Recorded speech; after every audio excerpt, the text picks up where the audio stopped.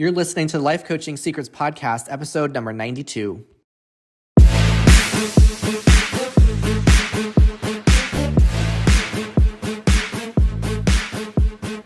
Did you know that life coaches are needed now more than ever? I'm Frank Macri, founder of Thriving Coach Academy. I've trained over 1,000 coaches and helped them launch their own successful coaching businesses. If you want to make an incredible income and impact as a coach and have a lot of fun doing it, I'll show you exactly how to get it done. This is Life Coaching Secrets. What's up, coaches? In this episode, I'm going to talk about what do you do when your clients aren't getting results? Now, this is a question that comes up quite a bit in the academy. What do you do? What's the approach that you take? If you're working with a client and they have this goal and they're not achieving it, they seem to be getting stuck. So I want to break down for you the 5 best strategies that you can implement into your coaching practice to make sure that you are handling this in the best possible way. Now, a couple things before I go into the 5 strategies. Number 1 is this is normal when it happens, okay? It is normal for your clients to have blocks come up for them or resistance or hurdles that will initially prevent them from getting the results that they want. So it's very important as the coach, you don't make it mean anything terrible or catastrophic about you when your clients aren't initially getting results. However, there is an amazing opportunity for you to really dig deep and understand what is truly going on for your client and how it is that you could support them in getting exactly where they want to be. Now, the other important thing to know is it is essential for you to be following up with clients at the start of future sessions. So if you're working with a client over a span of 12 sessions, for example, when you have the beginning of each session, rather than just starting to coach them, it's important that you first check in to make sure that they followed through on whatever actions they said they would follow through on in your previous sessions. So make sure you are following up with clients before you just start diving in to make sure that they are holding themselves to a high standard and doing what they say they're going to do. Okay, so here are the 5 strategies to implement when your clients are not getting results. The first thing is questioning how clear are your clients' action steps. So when you're supporting a client, in order to get an amazing shift with your client and transformation and breakthrough, there needs to be 2 things that happen in a session. Firstly, there needs to be a shift in their insight. There needs to be some kind of thought or cognitive shift that happens. So this is what happens usually first. They have some kind of shift in their awareness about the initial problem or the challenge that they're going through. But here's the thing. If you leave a session with your client and all that they've had is some kind of shift in their awareness or they have an insight, then they're not going to get any different results. So you might have clients who have incredible breakthroughs in your sessions and they feel super inspired and energized and on top of the world. But if they don't have an action step to honor the insights they came up with in a session, if they don't have some kind of plan to put into practice that goes along with whatever kind of breakthrough that they came up with in the session, then they're not going to get any change in their results. So insight plus action is what equals new results. Insights plus actions, okay? If they have no insight, if they have no action, then they're just going to get the same results, okay? So you've got to have a new insight and you've got to have a new action to go along with it. So how clear are the action steps that your clients are coming up with at the end of your sessions?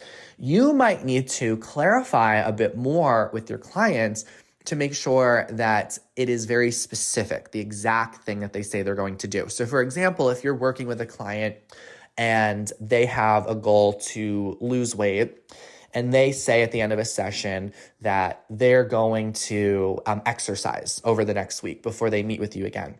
So it might sound really awesome when your client says they're going to go exercise. But when you examine that a little further, what does exercise even mean? And how clear is it to your clients? Because exercise can really mean anything. It's very hard to conceptualize what that actually looks like in your client's life over the next week. So you may need to clarify over and over again with your client at the end of your sessions. So how it would sound is saying something like, okay, client, so when you say you want to exercise, what does that look like to you? Or what specifically will you be doing when you say that you want to exercise? So make sure you're clarifying it so that way it's very specific with your client. Now, the other thing you want to look at when it comes to setting powerful action steps with your clients is, are your clients setting passive action steps or are they setting productive action steps? Now, not all actions are created equally. So in the Academy, we distinguish between a passive action and a productive action. So a passive action is something that you do that doesn't stretch you. It's something that doesn't require much effort of you. It's something that might cause you to feel busy, but it is not actually getting you any closer to achieving your goals. Usually a passive action is something that allows you to consume. So consuming information or just keeping yourself internal. So here's an example. At the end of a session, your client might have an amazing breakthrough and say, okay, and you might ask them, okay, so what are you going to do over the next week? What's your goal? Your client might say, well, I'm going to process what came up in this session, or I'm going to reflect on what came up in this session, or I'm going to go journal about it. I'm going to meditate on what I came up with in this session today. So all of those are in some way an action, and they might sound useful. And in some sense, they are useful, but they are also passive. So you want to notice when your clients are coming up with action steps at the end of your sessions, are those actions passive or are they productive? You will need to encourage your clients to come up with productive action steps so that way they are actually putting themselves out of their comfort zone. So what that might sound like at the end of a session is when your client is coming up with a specific action they'd like to take, if they say, oh, I'm going to go process what came up in this session, or I'm going to journal about it, you can say, great, that sounds wonderful. So in addition to that, what else can you do that could really stretch you out of your comfort zone? Or what else could you do that could really put yourself out there? So for example, if I were supporting someone, if I were supporting a coach who's looking to grow their business and they say that the action they're going to do is they're going to make an outline of all of the different types of content they'd like to post on social media. That would be a passive action because it's not requiring that they really put themselves out there. They're just really keeping them, it's like a reflective journaling type of action. So we consider that passive. So I might follow up with a question like, great, so in addition to outlining your content ideas, what can you do to actually share that content? Or what can you do to actually put yourself out there more as a coach? So are you hearing the difference between a passive action versus a productive action?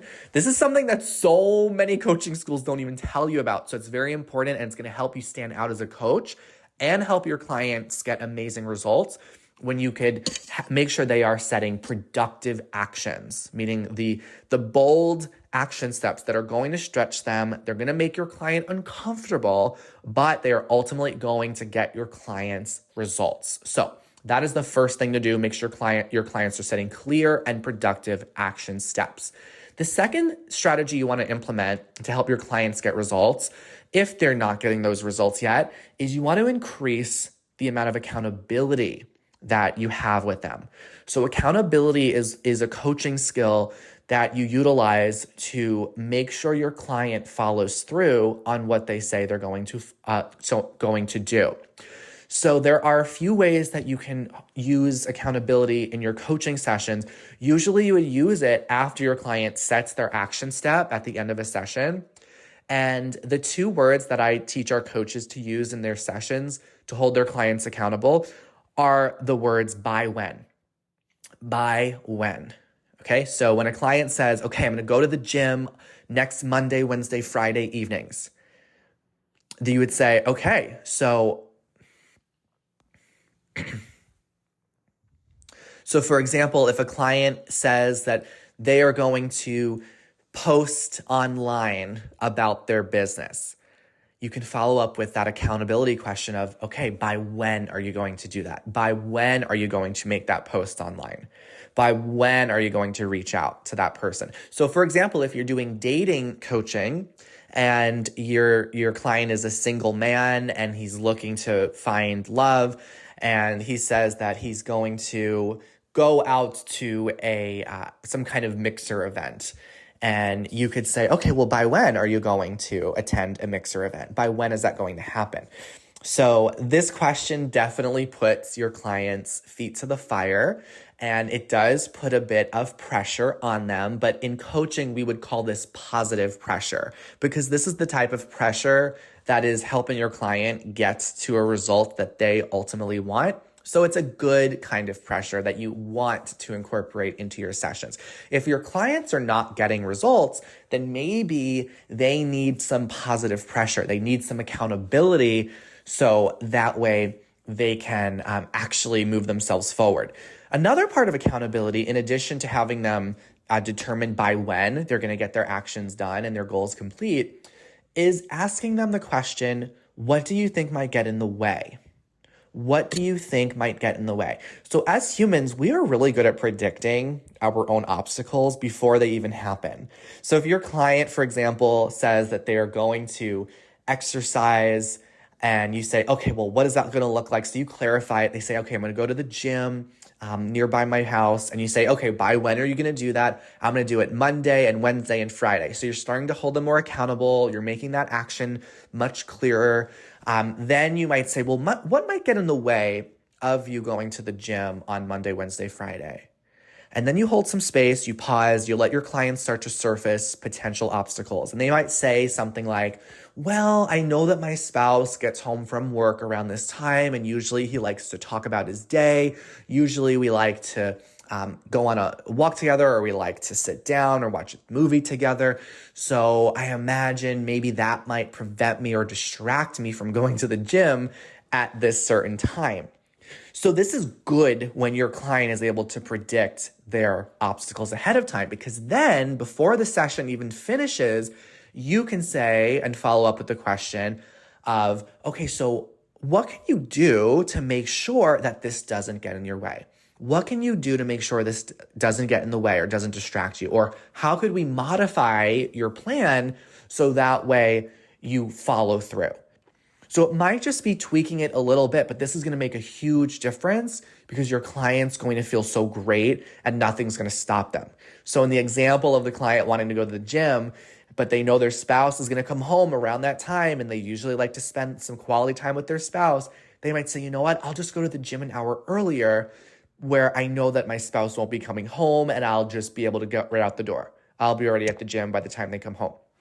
So that is the second strategy to get your clients results. It's to increase the accountability. So the third strategy is to challenge your client more in your sessions.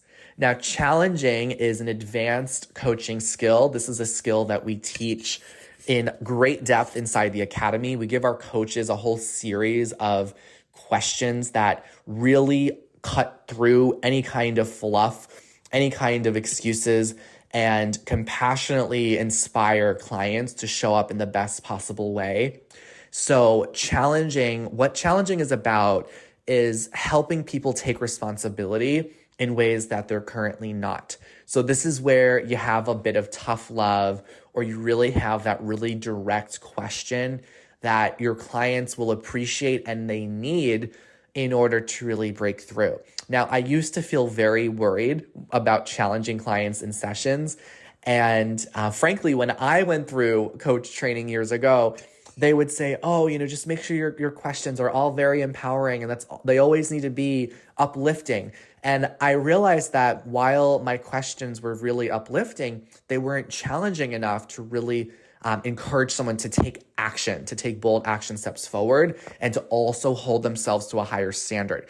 So that's when I realized that I needed to start challenging, but I wanted to do it in a way that was not feeling like I was criticizing or judging my client, but really holding them to the standard I know that they want to hold themselves to.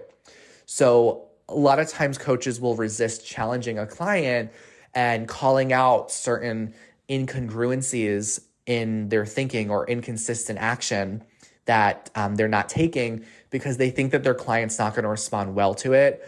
And they think that it might hurt the rapport that you have with your client. So the truth is your clients are going to appreciate you when you can challenge them. They will thank you for it. That is why they are hiring you to be their coach, because they want to get results. They want to overcome blocks and resistance that they're currently experiencing. So when it is appropriate to challenge is when your client says they're going to do something and they don't do it. They don't follow through. This is important for you to address and reveal to your client. Okay, so you want to challenge your client.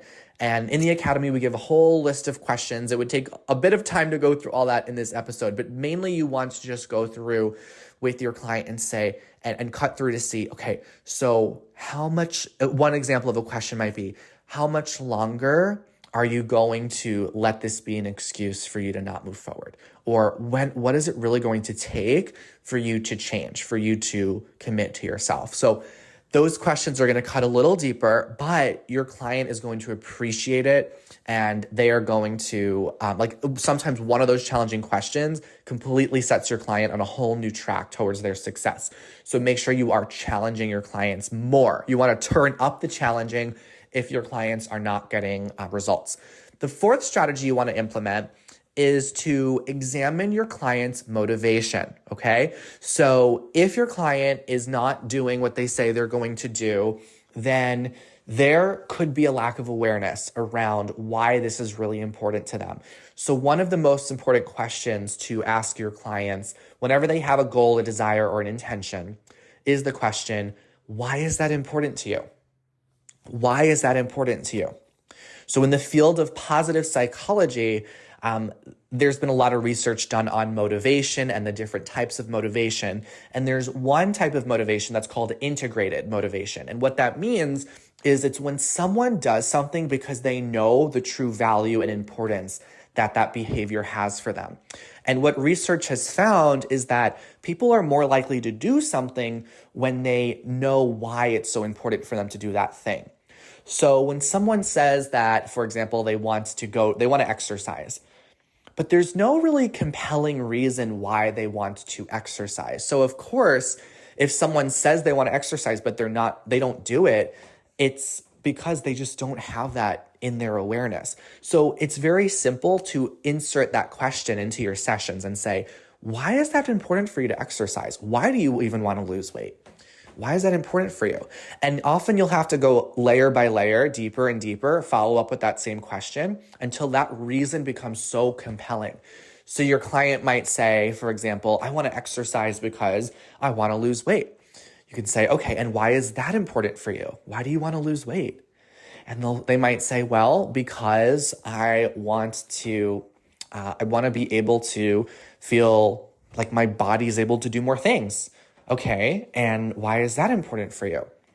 And they might say, because I want to be around for my kids as they get older, and I want to be physically fit so I could be around and have quality time with them through their childhood and beyond, right? So now, as you can see in this example, it's starting to become more compelling. The client is going to have much more reason to follow through because they have integrated motivation. They know the why behind their goal.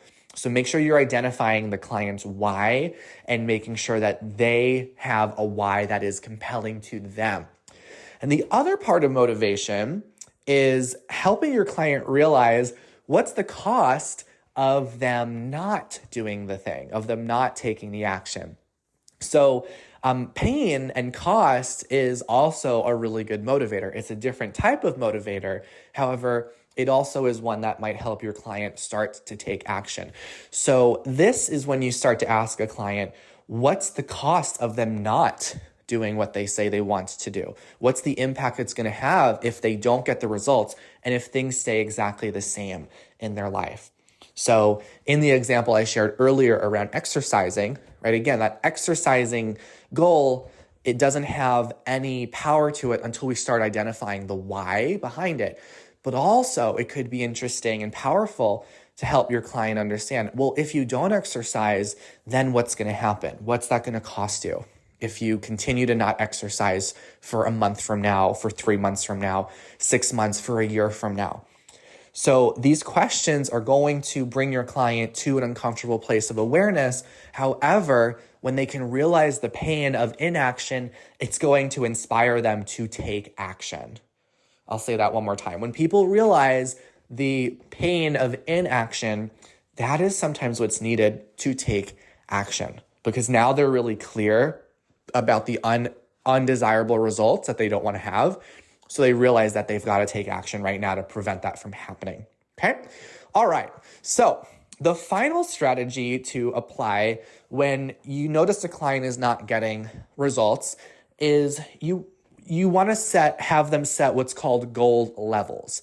Goal levels. So in the academy, we go deeper into this. Essentially, you'll have your clients break down their goal into a bronze, silver, and gold level. Okay, so these are like 3 different benchmarks that your client's goal can have.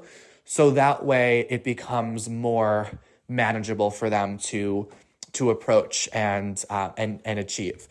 So the bronze level is the bare minimum that a client can do in order to start making progress on their goal.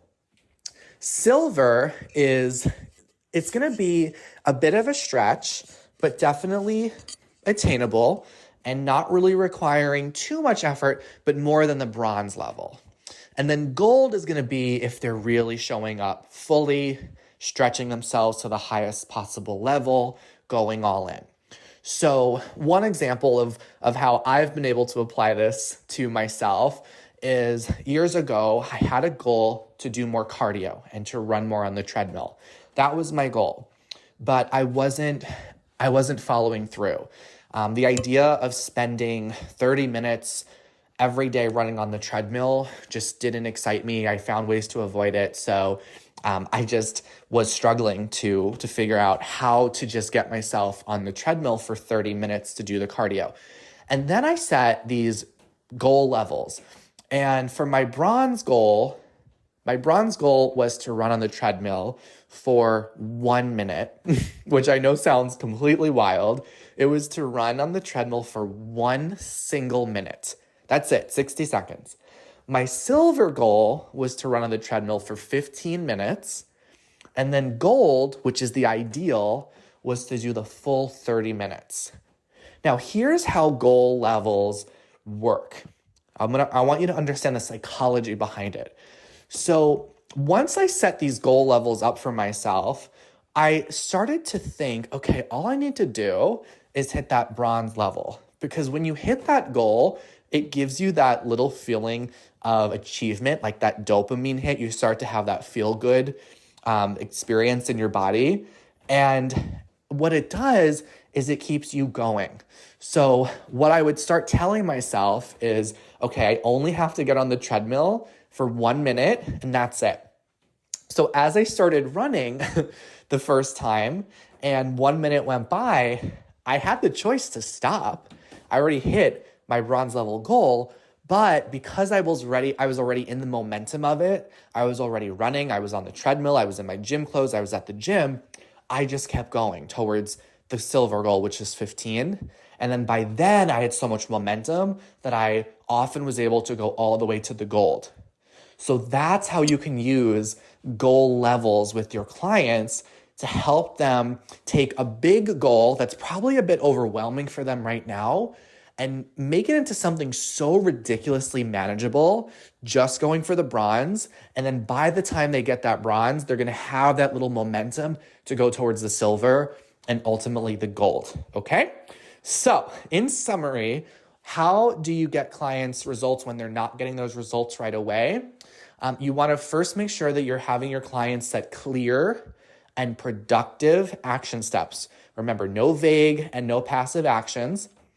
2 is increase the accountability, which is having your clients identify by when they're going to follow through on their actions, and also identify what might get in the way of their actions.